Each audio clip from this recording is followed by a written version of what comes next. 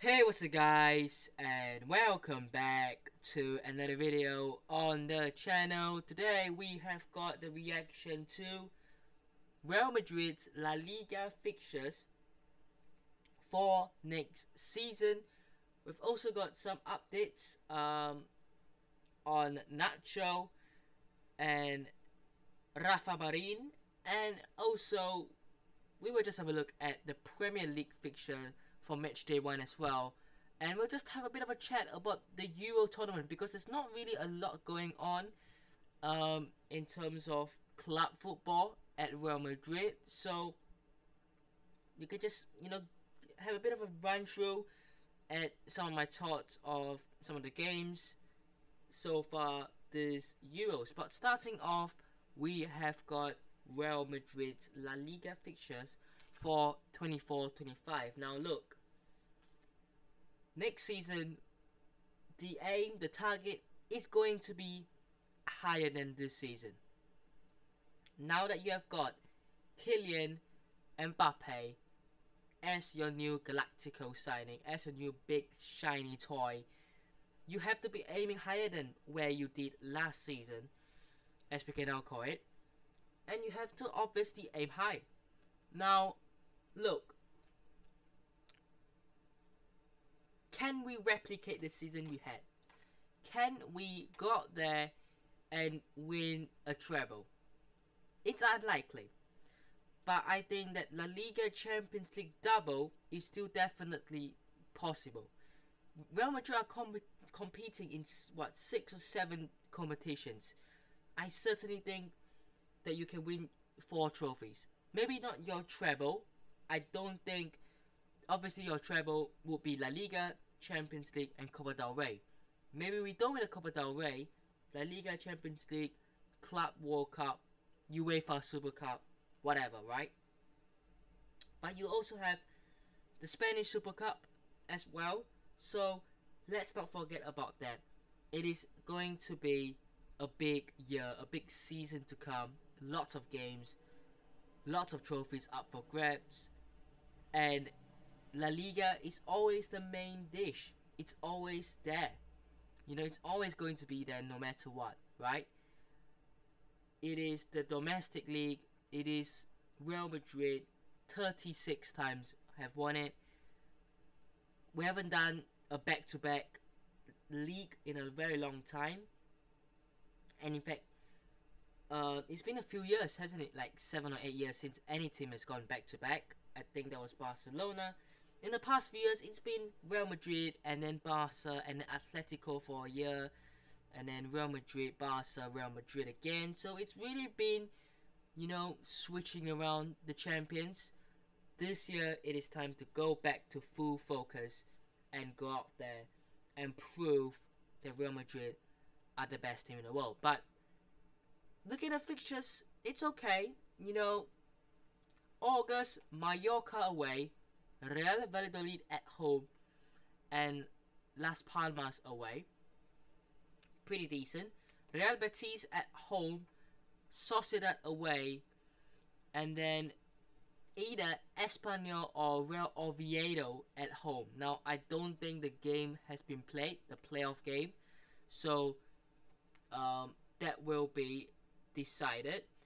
But obviously, Real Valladolid is one of the promoted teams, and I think Leganes are the other. But we'll get on to that. And then we've got Alaves at home, Atletico Madrid away, Villarreal at home, Celta Vigo away, and then Barcelona at home. So September, away at the Wanda Metropolitano, the stadium that we hate playing at. 2 losses last season, both away at the Wanda Metropolitano against Atletico Madrid, right? But then October, big month as well. Around this period of the time, the Champions League will probably be back as well. So you have to add into consideration as well some big games. And then El Clasico at the Santiago Bernabeu. November, pretty chill. Valencia away. Osasuna at home. Leganes away. Getafe away. Getafe at home. Girona away. Rayo Vallecano away, Sevilla at home. Into the new year, Athletic Club away, Las Palmas at home, and then Real Valladolid away.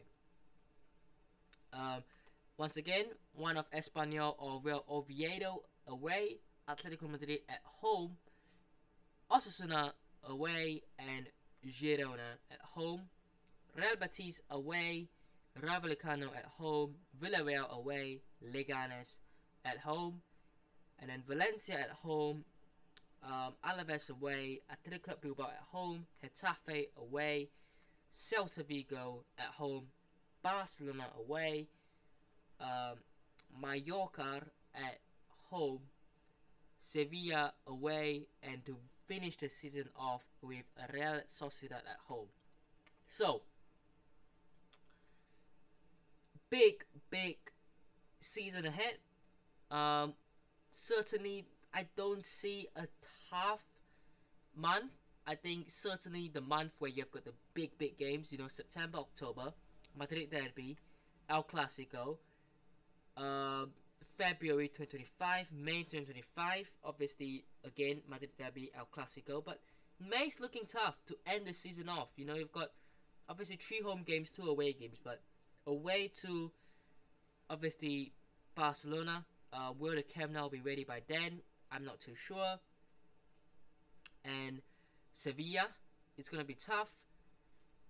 But I would say when you add the Champions League into it, you know, from September to even December, it'll be tough.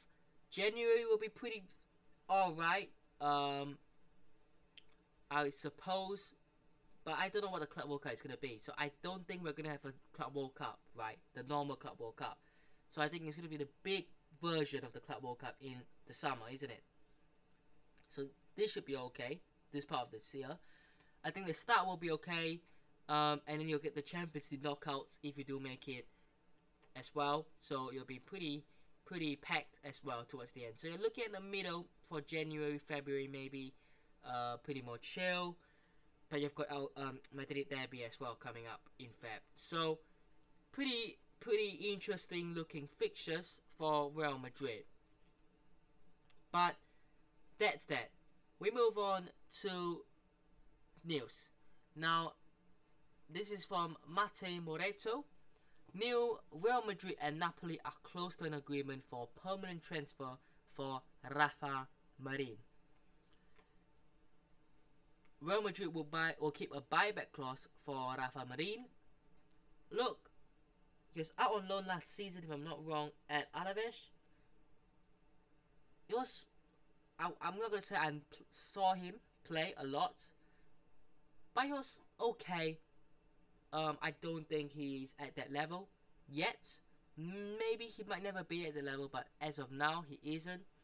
So I think it really is the right thing to do to, you know, obviously let go of him, sell him, and you know, it's probably going to be a cheap deal. You're probably looking for 15 million euros.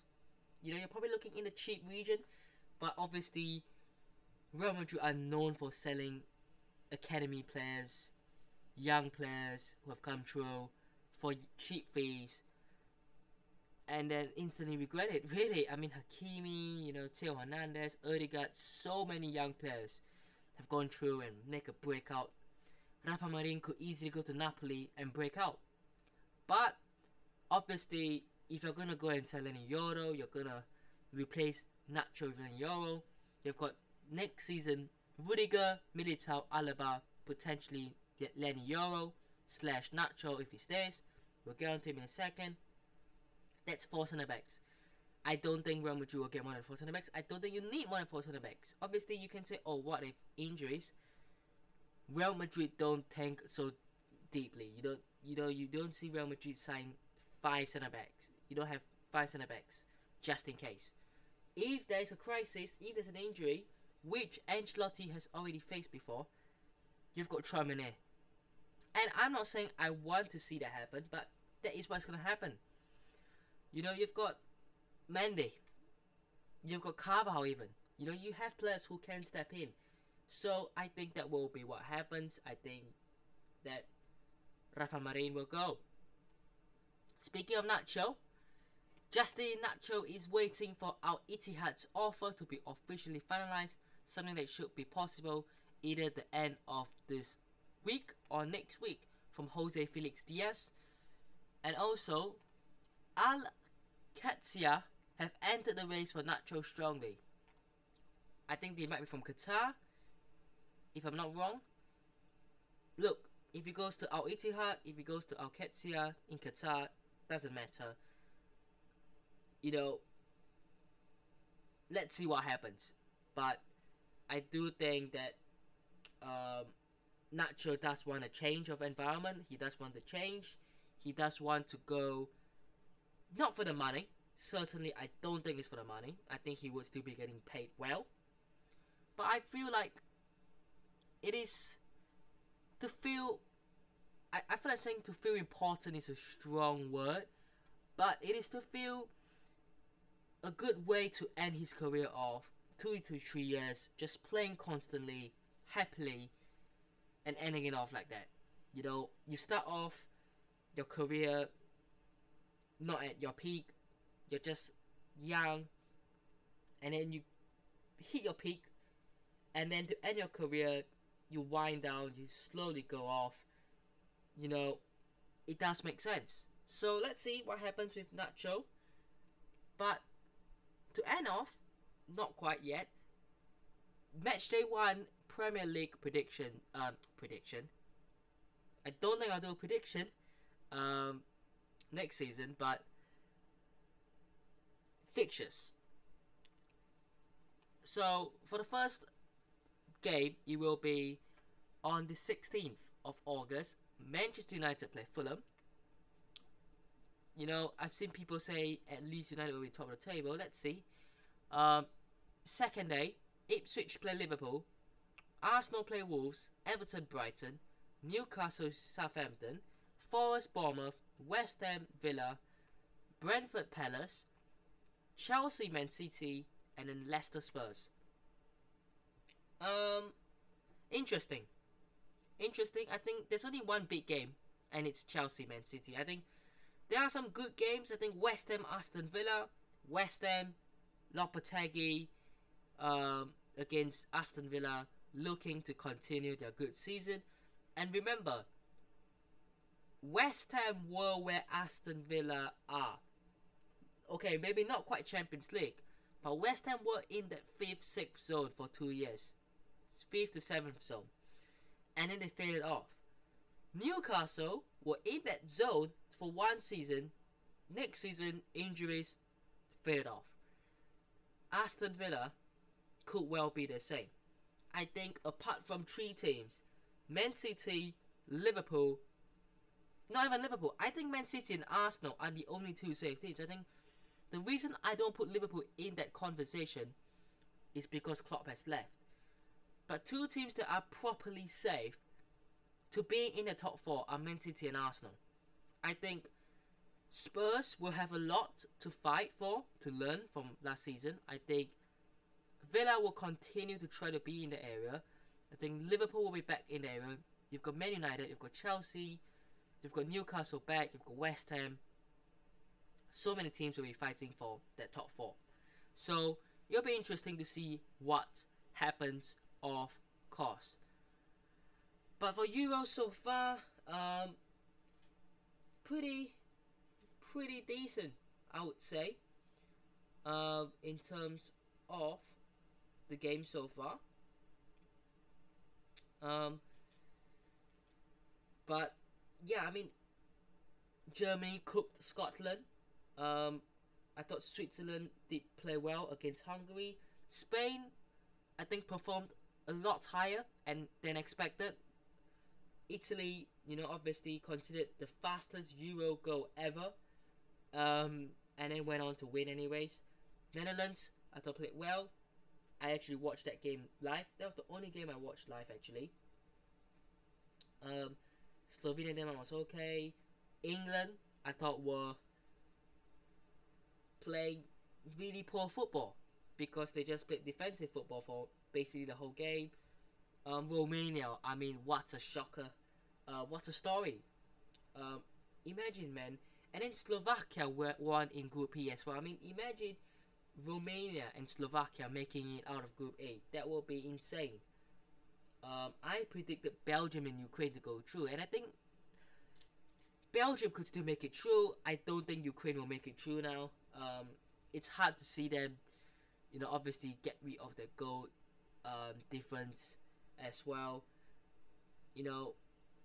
France beating Austria and Mbappe nose broken. Obviously he's gonna have to wear a mask now. And just now, Turkey have beaten Georgia, and then tonight, as of recording, it will be Portugal against Czech Republic. So that will be an interesting game to look out for. But let me know what thoughts are down below. Hope you guys have enjoyed today's video. Hit the button if you did, subscribe to the channel if it's on already, and I'll see you guys in the next one. Peace.